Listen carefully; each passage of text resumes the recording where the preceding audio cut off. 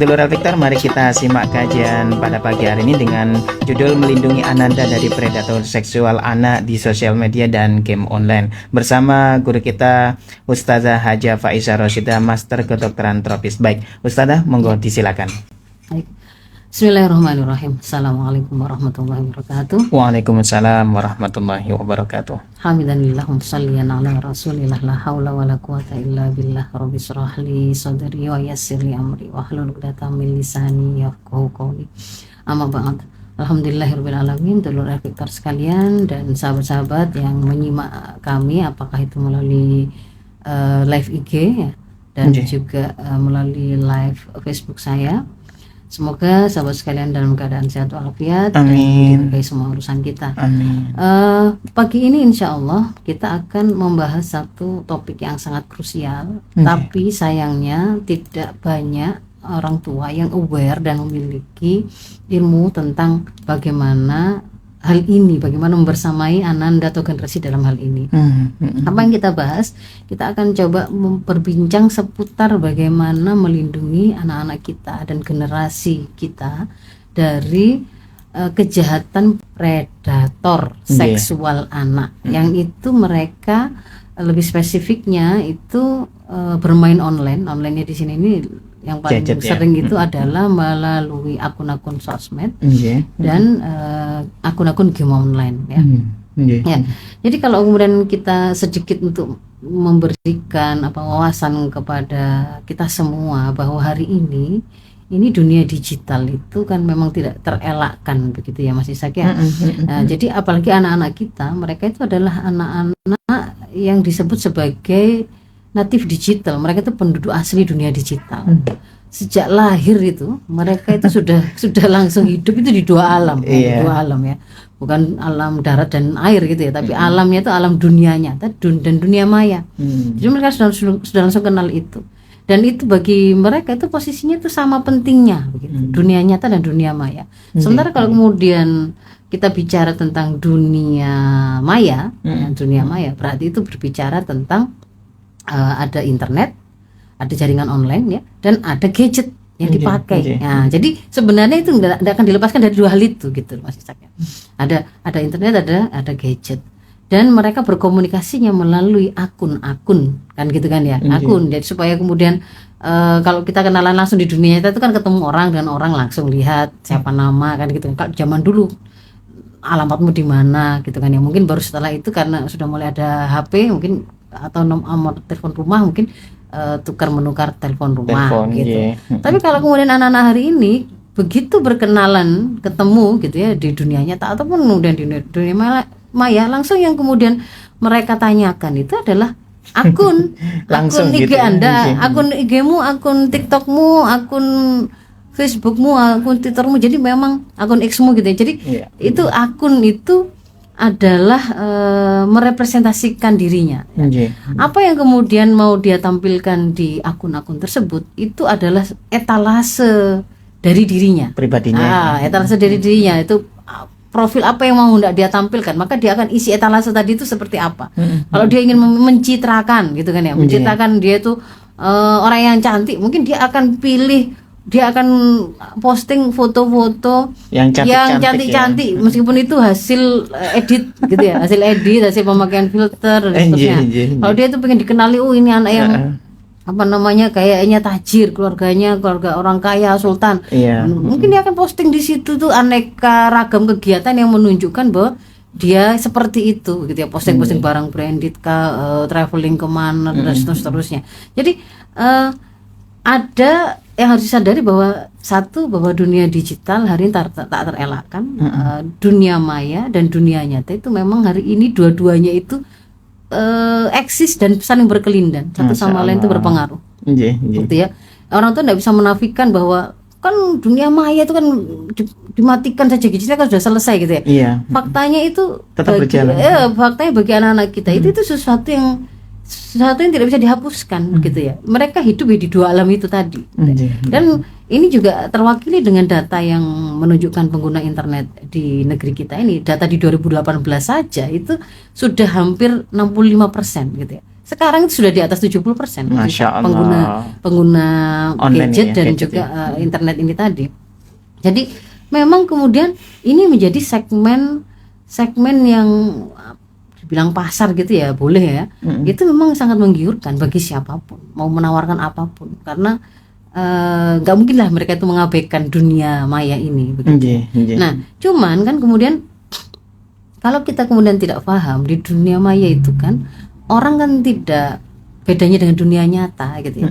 Orang itu bisa memalsukan identitas yang mereka punya. Nah, ini yang harus kemudian dipahami. Orang bisa memalsukan identitas yang dia punya. Fotonya belum tentu itu adalah real gambar orangnya sebenarnya. Orang yang dibalik akun itu tadi. Iya.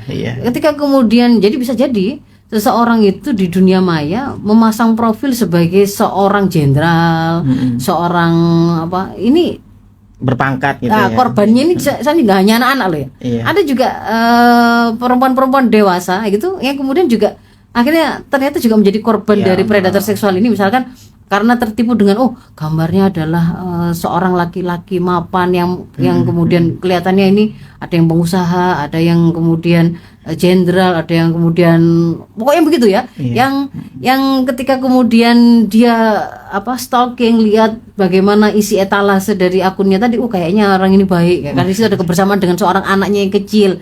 Dan ternyata kemudian di DM kah atau di personal message kan dikirimi pesan bahwa dia itu mengaku seorang duda sekian lama lagi nyari dan menurut dia tertarik dengan si perempuan ini tadi. Itu orang dewasa pun bisa kena gitu loh. Bisa kena gitu ya. Jadi akun-akun yang ada di dunia maya itu bisa dipalsukan. Mereka bisa memasang profil seolah-olah dia adalah dokter, seolah-olah dia itu anak kecil, seolah-olah dia itu orang dewasa, seolah-olah dia itu adalah orang baik, ustadz dan seterusnya. Itu padahal mereka adalah orang-orang atau penjahat atau predator seksual ini sebenarnya, predator seksual anak ini, atau kemudian para penipu.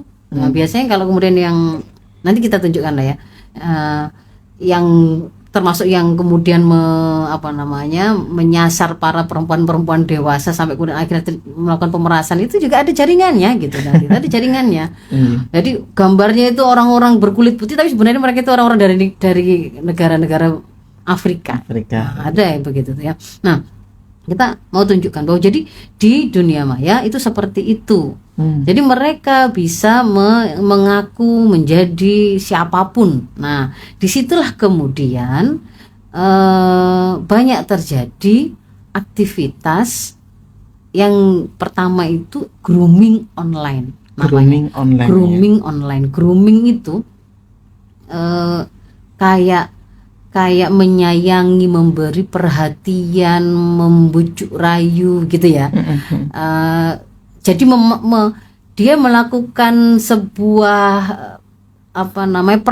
perlakuan tertentu yang itu dibutuhkan oleh si sasaran grooming, sampai membuat kemudian yang disasar tadi, kalau kita bicara korban tadi itu kemudian percaya sama si pihak yang menggrooming ini.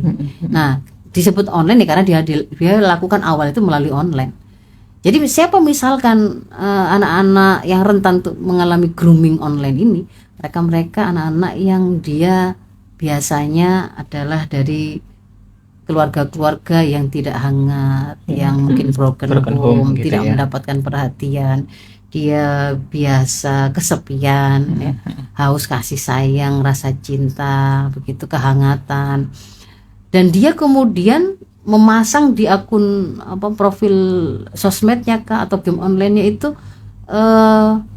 gambar-gambar gitu ya. Mungkin foto profilnya itu adalah kelihatan dia itu anak yang culun. Lalu kemudian juga dari curhatan-curhatannya, mungkin postingan-postingan itu menunjukkan dia itu ketahuan kalau dia itu di rumah sendirian, nggak ada teman, sering kemudian merasa galau, kayak gitu-gitu. Kalau anak-anak yang rentan, yang lemah gitu ya. yang tidak kokoh kepribadiannya, yang ketika kemudian dia itu diberikan perhatian, dipuji, sesuatu yang mereka tidak pernah dapat sebelumnya, itu kemudian merasa sangat senang. Mereka sangat senang, dan itu akan mereka lakukan grooming ini tadi, itu akan dia lakukan itu bahkan bisa jadi ada yang sampai bertahun-tahun. Masya Ya, Allah. bisa jadi bertahun-tahun, artinya nggak harus instan begitu ya. Telaten mereka itu untuk kemudian membuat akhirnya sang korban itu masuk dalam jebakan mereka, yang dalam arti bahwa sang anak tadi itu merasa percaya bahwa si A ini, si predator ini itu adalah orang baik, gitu ya. Karena bisa jadi kan misalkan awalnya itu dia ngaku pencari bakat, dia menemukan dia memilih mengirim personal message ke anak itu karena dia lihat pernah ada postingan dia bergaya seperti Pragawati kah atau model kah, kayak gitu lah. Dia kemudian ngaku kan, pokoknya disesuaikan lah dengan apa yang menjadi passionnya, apa yang menjadi keinginannya, apa yang menjadi kebutuhan sang anak yang mau disasar itu. Jadi di situ, oh kamu cantik sekali, misalnya seperti itu. Bagus sekali tadi videomu waktu kamu memperagakan itu seperti seperti model profesional. Aku temu sangat bagus. Tertarik nggak jadi model profesional, misalnya seperti itu. Terjun lebih lanjut, kamu bisa dapat uang dari sana dan seterusnya. Ada banyak teman. Kebetulan saya adalah seorang talent, misalkan seorang pencari talent gitu misalkan, atau saya adalah kalau dia gitu, atau dia ngaku misalkan dokter, di situ pernah ada anak itu menyampaikan keluhan begini-begini kok salah dan rasa sakit, orang tua nggak ada yang memperhatikan, nggak ada di rumah sendirian saja, rasanya pengen mati saja, atau misalnya begitulah ya, kalimat-kalimat itu mengungkap apa yang ada dari si anak ini gitu, ke publik, dan mereka ini memang keliling gitu untuk nyari. Ya biasanya sortirnya atau filternya itu adalah nama-nama akun yang memang aneh-aneh, yang memang itu membuat mereka datang, misalkan bunga galau sepanjang hari kan begitu ya. Kan ada kita kan kadang-kadang panjang gitu ya. Atau yang cewek yang pengen disayang misalnya begitu, atau cewek kesepian atau begitu, pokoknya yang mulai dari fotonya kah ya, ataukah kemudian nama akunnya kah, ya itu bisa menjadi filter awal. Oh ini anak kurang perhatian gitu ya, kurang perhatian. Ini anak ya begitu. Kemudian akan di stalking kan, nah, di situ kan ketemu di koleksi, mereka kumpulkan data-data pendukungnya. Oh nanti masuknya berarti lewat sini. Nah jadi di situ mereka melakukan awal itu grooming online, sampai kemudian percaya. Nah termasuk juga itu nggak hanya di akun sosmed. Hari ini itu mereka lakukan itu juga melalui akun game online. Nah pada waktu mereka main game online itu kan langsung terkoneksi itu kan ya, live kan, secara online, secara global kan. Mereka bisa jadi mengaku sebagai anak-anak. Jadi awalnya kayak temen, oh kita mabar gitu ya, sepantaran ngakunya. Tapi nanti itu lama-lama kemudian dia akan menunjukkan itu tadi caranya untuk sampai pada grooming online tahapan pertama tadi. Ketika sudah terjadi sebuah kepercayaan di situ, bahkan kayaknya sang anak ini ya justru ketagihan untuk disapa, diberi pujian, diberi perhatian gitu ya. Mulailah kemudian akan sampai si penggrooming tadi, si predator itu untuk melancarkan aksi yang tahapan berikutnya. Tahapan berikutnya adalah apa? Mulailah dia, karena sudah dipercayakan, mulailah dia di situ kemudian menyampaikan sesuatu, apakah permintaan ataukah itu persuasi atau bujukan ya, rayuan yang mengarah kepada sexting. Sexting itu apa? Sexting itu gabungan berasal dari dua kata ya, sexual texting gitu loh.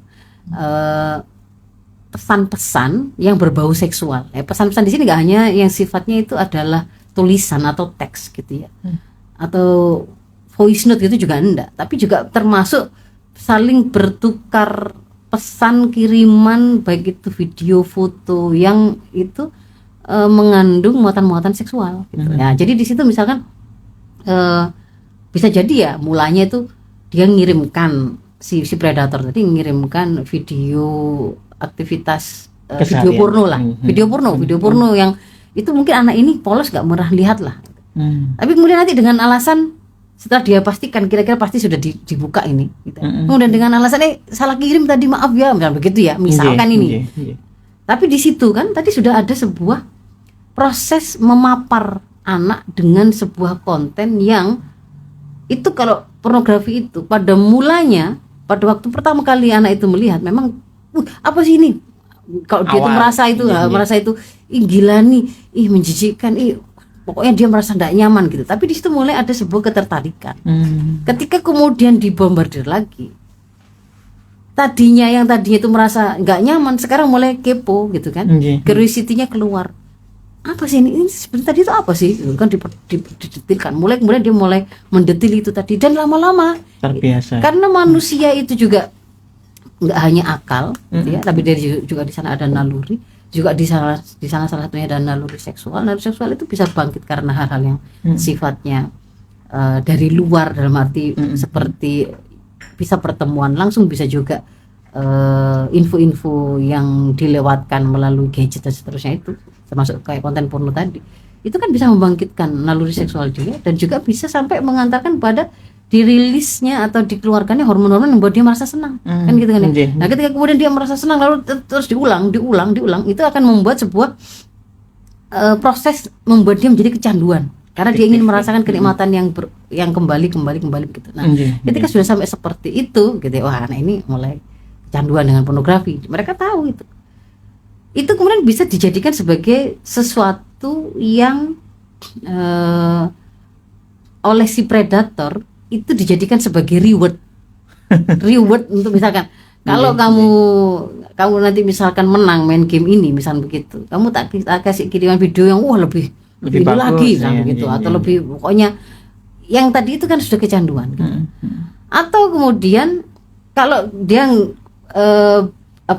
tadi itu dapatnya dari game online gitu ya, ketika proses grooming online yang dia lakukan tadi itu, dia dapati anak ini sangat senang dengan akun game online-nya gitu ya, dan dia sangat ingin berharap memenangkan, sehingga dia butuh banyak hadiah-hadiah, apakah berupa diamond atau kayak begitu lah ya, pokoknya yang karakter atau yang dia gunakan untuk memenangkan game itu.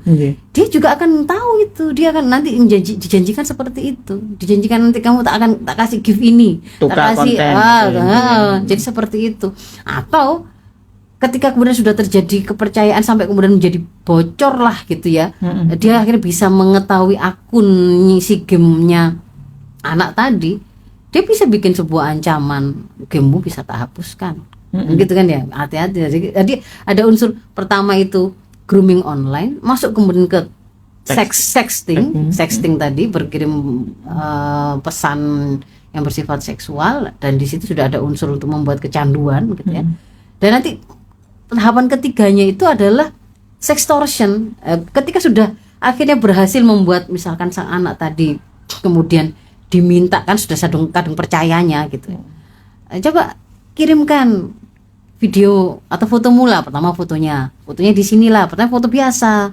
Lama-lama nanti fotonya menjurus, kalau misalkan bajunya dibuka di sini, kalau misalkan posisinya begini, angkat kakimu, akan sampai seperti itu nanti, sampai lama-lama kemudian minta video, direkam videonya sehingga tidak berbaju. Dan seperti yang tadi saya sampaikan, ada banyak orang tua yang kemudian menceritakan begitu, malah ada yang kemudian sambil mandi gitu ya, ternyata itu video call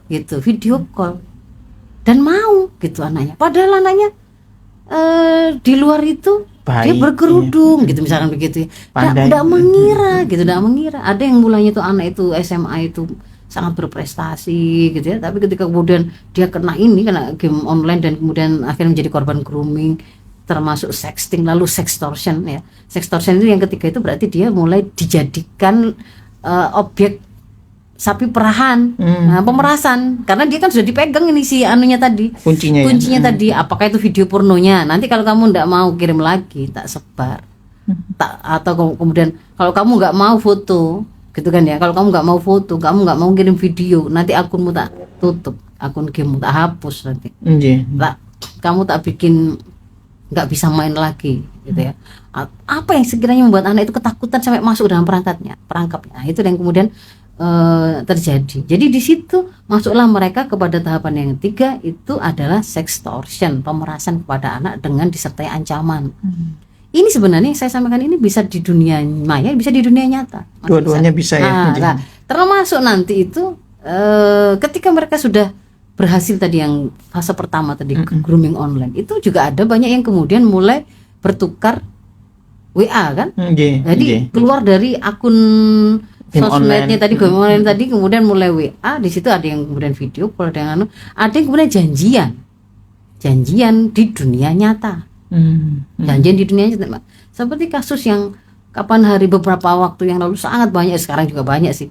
Bahkan anak pejabat di Papua yang kemarin itu loh ya, yang baru satu ditemukan meninggal di kos-kosan cowoknya. Padahal cowok itu baru dikenal 2 minggu yang lalu melalui sosmed. Sosial medianya. Itu bisa seperti itu karena ketika dia merasa di rumahnya tidak ada yang peduli, ini ada orang baik sangat sayang sama saya, dia bahkan menjanjikan akan menyekolahkan saya, akan menikahi saya, macam-macam di situ, ada yang menguliahkan saya. Nah itu apa yang kemudian menjadi kelemahan mereka sudah dapatkan, mereka percaya, sampai diajak, disuruh minggat dari rumah pun berangkat. Mereka berangkat. Pada saat yang sama sebenarnya hari ini juga kejahatan cyberseksual ini juga jaringannya itu juga menimpa para orang tuanya.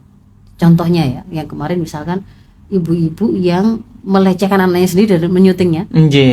Itu ya.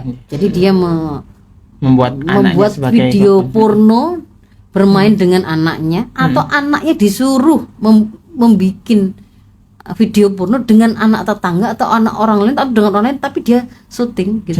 Dia syuting karena nanti dia akan setorkan. Nah ini bisa jadi si ibunya ini jadi korban.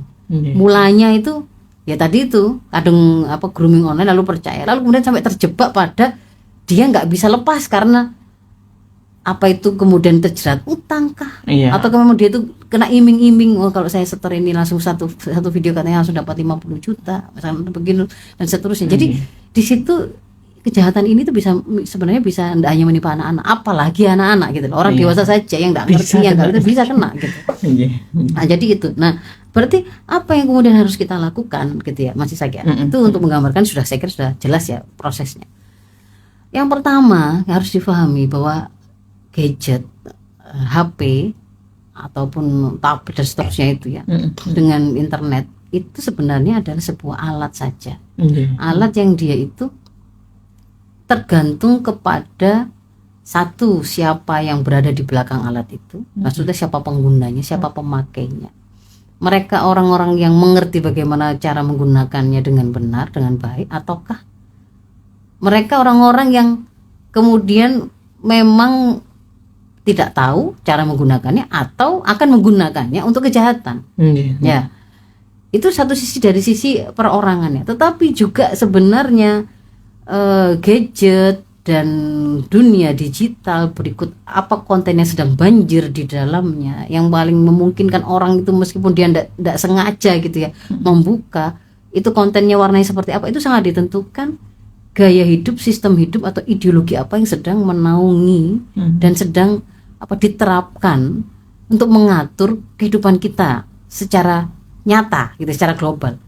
Nah hari ini secara personal gitu ya, secara personal nanti ini dari sini nanti kita akan bicara bagaimana berarti yang harus kita lakukan untuk membentengi. Hari ini yang harus kita pahami dan kita sadari bahwa secara personal ternyata banyak dari kita itu baik orang dewasa maupun anak-anak itu tidak siap dengan sebuah modal kemampuan untuk ngerti apa yang harus saya cari, bagaimana saya harus menggunakan dan memanfaatkan gadget saya dengan cara seperti apa, saya harus bagaimana. Kalau kemudian saya ingin mendapatkan yang baik-baik saja, berarti saya harus mengakses yang mana-mana, saya hindari yang mana, caranya bagaimana. Kalau saya mau melindungi diri dari kejahatan-kejahatan itu nggak ada, ternyata mereka nggak punya modal itu.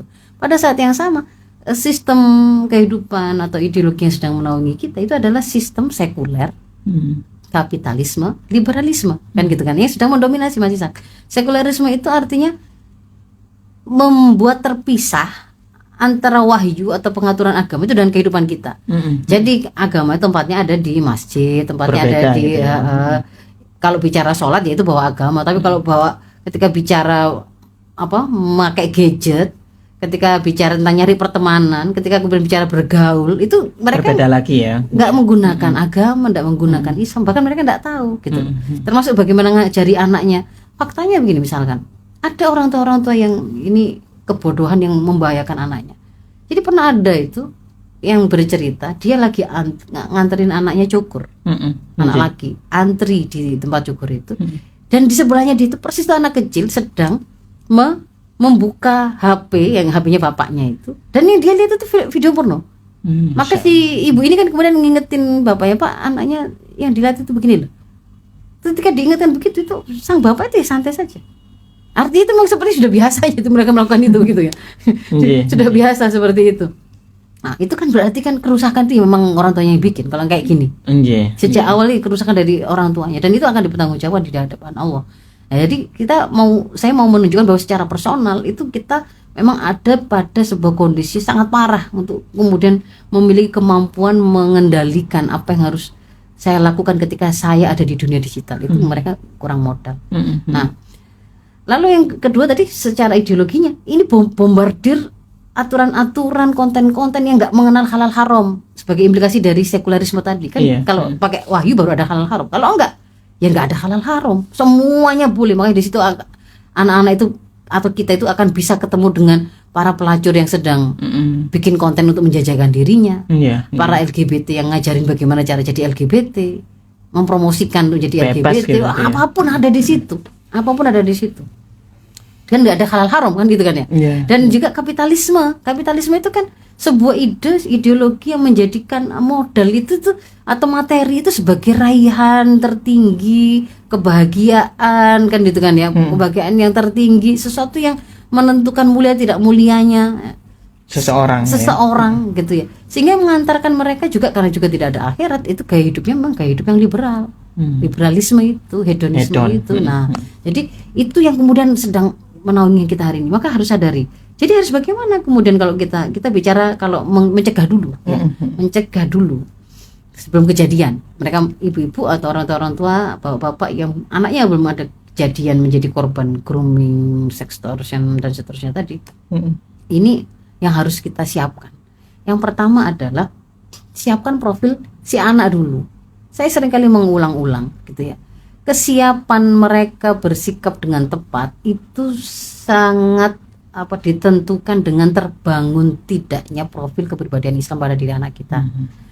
Jadi, dan itu memang dibebankan kepada orang tua untuk memastikan anak-anak mereka itu menjadi anak-anak yang solih, anak-anak yang berkepribadian Islam, yang punya pola pikir Islami. Kalau ketemu dengan masalah apapun, dia itu langsung tahu saya harus nanya ke Islam ini gimana kan gitu kan ya.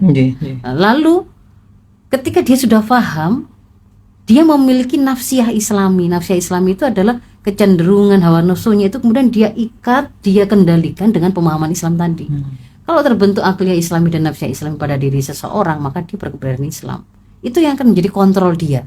Karena rasa takut dia, terkoneksinya dia dengan Allah dalam akidahnya, meyakini bahwa Allah maha melihat dia, maha menghisap apa yang dia lakukan. Maka dia mau sendiri di kamarnya, tidak dengan orang tua, mau mojok hanya dengan gadgetnya. Ketika kemudian dia paham bahwa saya kan hamba Allah, hidup adalah untuk mengabdi kepada Allah dan menggunakan aturan Allah untuk mengatur hidup saya semuanya, termasuk ketika apa yang boleh saya lihat, apa yang nggak boleh saya lihat, dan seterusnya. Dia akan tetap punya kesadaran itu gitu loh. Nggak boleh lihatin aurat, nggak boleh lihat hal yang haram begini. Apalagi kemudian ini bisa mengantarkan saya kepada kerusakan-kerusakan berikutnya.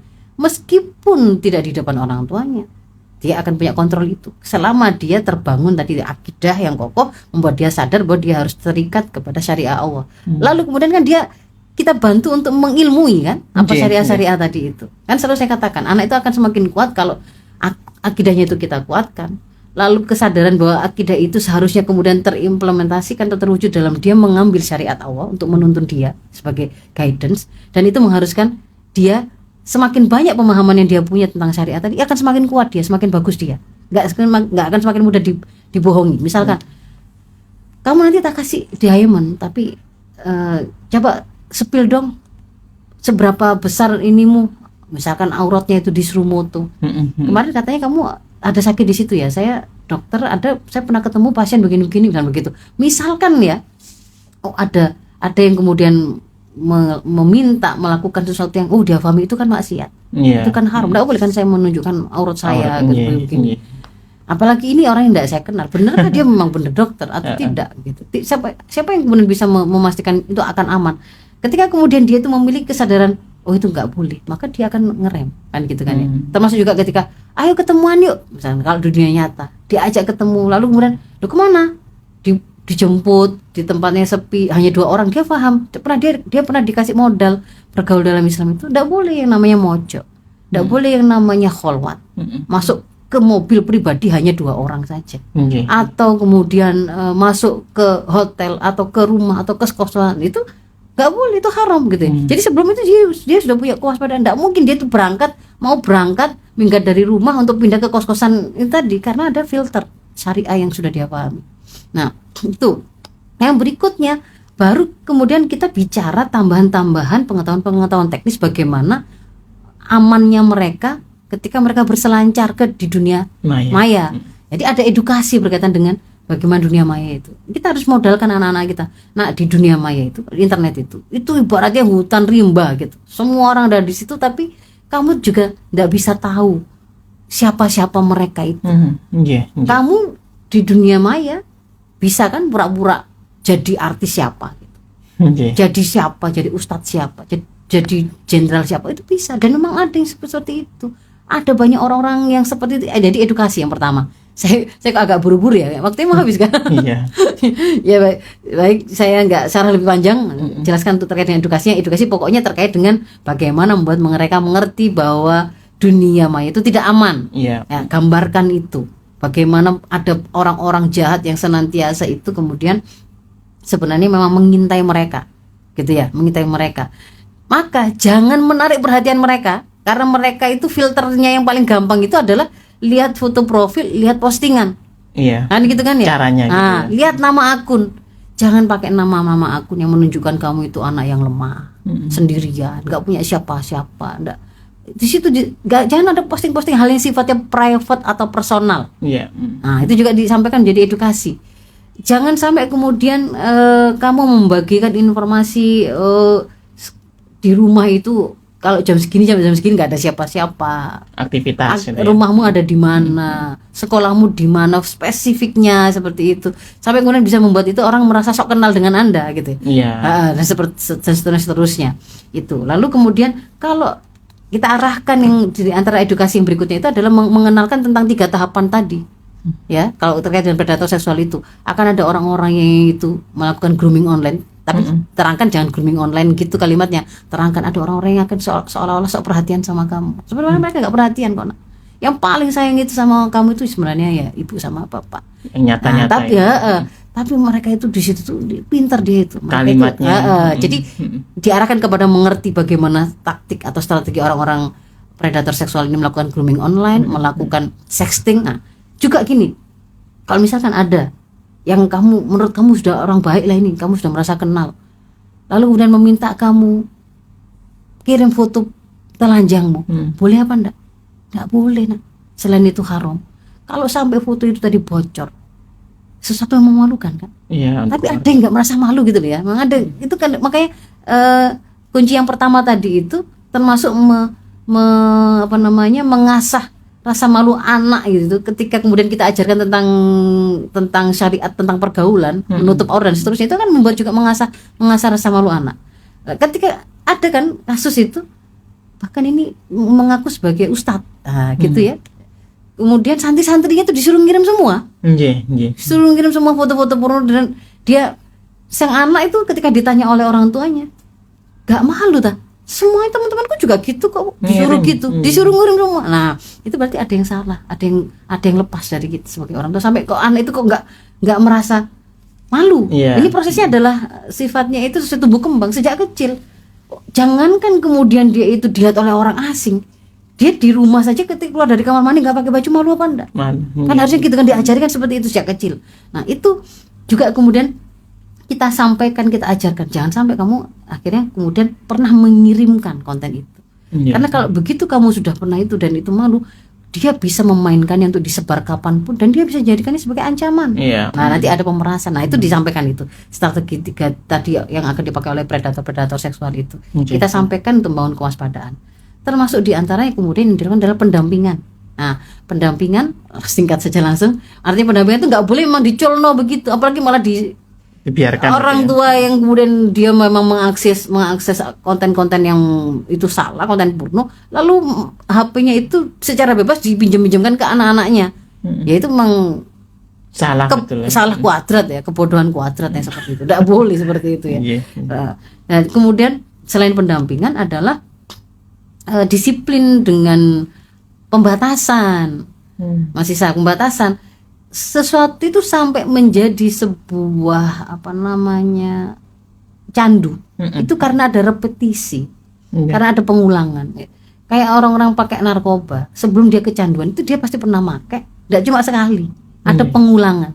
Ada ketika ada rilis rasa nikmat, rasa senang, rasa enak itu diulang. Nah, disitulah kemudian akan membuat sebuah kecanduan. Nah, ketika anak-anak kita itu main game online, kalau hanya dikasih kesempatan terbatas saja setengah jam, dan kemudian itu terdistraksi dengan aktivitas yang lain, ya game online-nya tadi itu terputus dengan dia harus belajar, dia bermain dengan temannya, dia mengerjakan tugas dan seterusnya, nggak sifatnya itu nggak intens, pengulangannya itu sehingga semakin mempercepat di kecanduan, maka dia akan lebih mudah mengontrol dirinya. Makanya pembatasan itu penting, pembatasan. Kemudian yang berikutnya, kalau anak-anak kita itu adalah anak-anak yang masih kecil, yang memungkinkan untuk kita lindungi dengan fitur kontrol orang tua, antivirus yang seperti itu ya, otomatis kalau setengah jam YouTube yang dia lihat akan mati. Itu kan ada pilihan-pilihan seperti itu. Nah, maka lakukan itu. Tapi kalau orang tuanya yang gaptek, berarti Anda harus ngontrolnya dan mendampinginya itu sifatnya itu harus nyata begini. Waktunya mati kan, nak, ambil HP-nya kan gitu kan ya. Kalau kamu melewati apa yang kita sudah sepakati, HP tadi jual, Umi simpan, nggak akan kita keluarkan lagi. Kamu nggak bisa main lagi, kamu nggak bisa lihat YouTube apapun lagi, misalnya begitu. Tapi kalau kamu taati, di akhir pekan ada sekian, ada 1 jam mungkin. Kalau hari biasa setengah jam, misalnya seperti itu ya. Ada pembatasan. Baik. Ya, sudahlah itu dulu aja deh. Nanti kalau ada kesempatan kita lanjutkan ya, Mas Ishak ya. Sudah baik. Dulur Victor, kita akan lanjutkan kembali setelah jeda berikut ini. Ada juga nanti bisa bergabung di 08123493939390 setelah jeda berikut ini. Ya, baik Ustazah, kita lanjutkan kembali. Ustazah, monggo, disilakan. Saya tambahin 2 sajalah ya. Ya, yang berikutnya adalah kalau anak-anak kita itu belum ada pada kesiapan, ya, belum memiliki ilmu, umurnya belum cukup, ya, tadi belum mukallaf ya, belum 14 tahun, jangan diberikan dulu gadget itu sebagai hak milik dia, itu tidak boleh. Gitu ya. Kalau di An-Nisa ayat 5 itu Allah berfirman, wala tu'tusufaha amwalakum. Janganlah kalian itu memberikan kepada orang-orang yang masih sufaha, nggak ngerti, orang yang bodoh, orang yang belum punya ilmu itu, harta kalian, karena itu bahaya. Mereka yang masih kalau di fikih itu dikatakan ghairu mukallaf ya, rufi al-qalam, itu belum dicatat, diminta pertanggungjawaban, itu kan diantaranya adalah anak-anak hingga mereka dewasa atau balik kan. Nah, anak-anak itu posisinya itu bahkan mengurusi diri mereka sendiri aja dia tidak bisa gitu. Mengurusi diri mereka sendiri itu tidak bisa, kok kemudian kamu malah memberikan sesuatu yang itu akan bisa menjadi alat, atau mereka malah semakin terfasilitasi untuk melakukan kesalahan karena ketidakngertian mereka gitu. Jadi itu menjadi sebuah pelanggaran yang dilakukan oleh orang tua. Kalau belum siap, jangan diberikan gadget tadi sebagai hak milik, tidak boleh. Kalau boleh karena kebutuhan, boleh pinjam.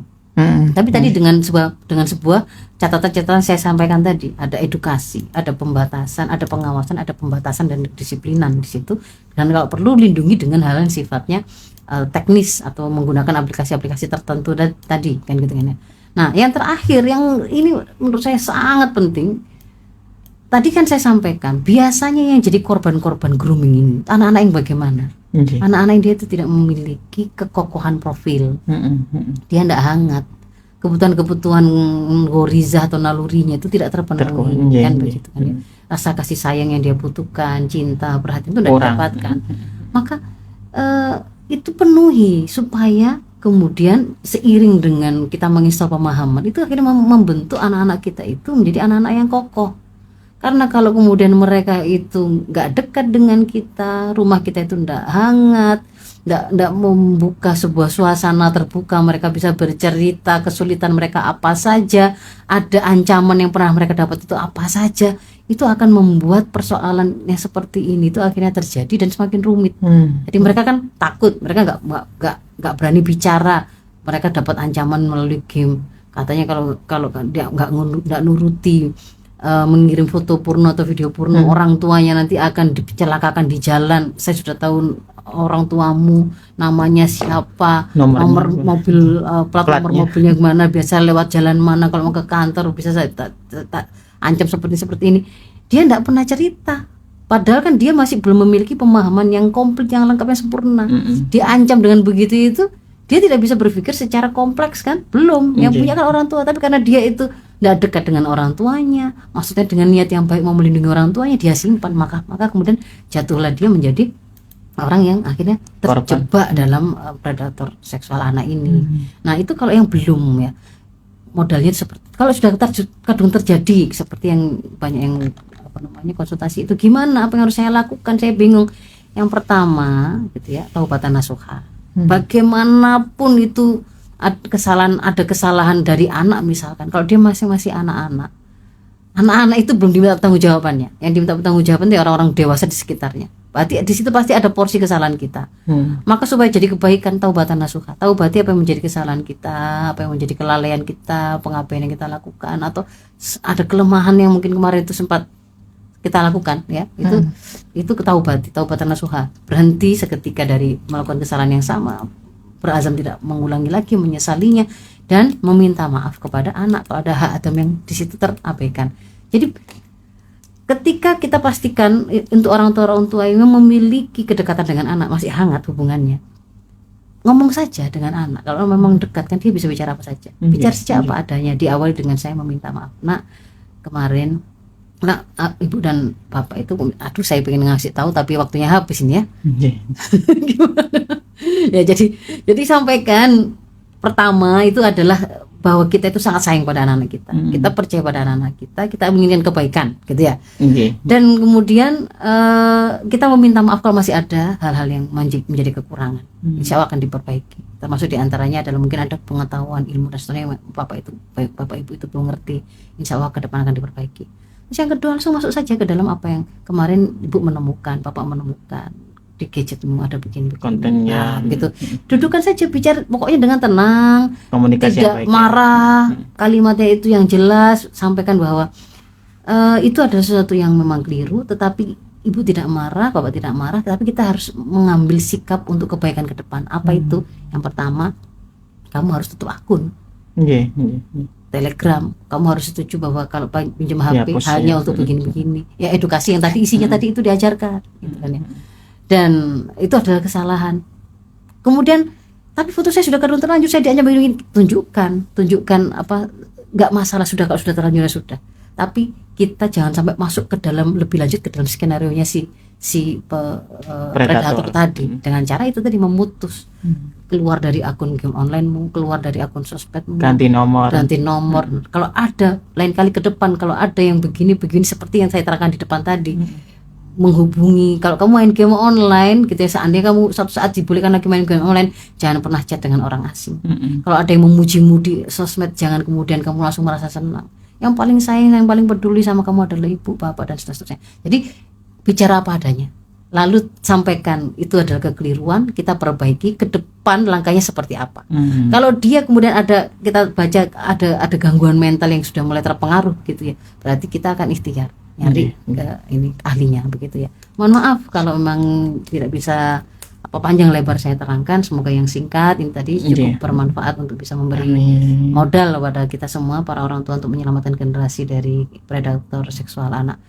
Sudah habis waktunya ya. Assalamualaikum warahmatullahi wabarakatuh. Waalaikumsalam warahmatullahi wabarakatuh.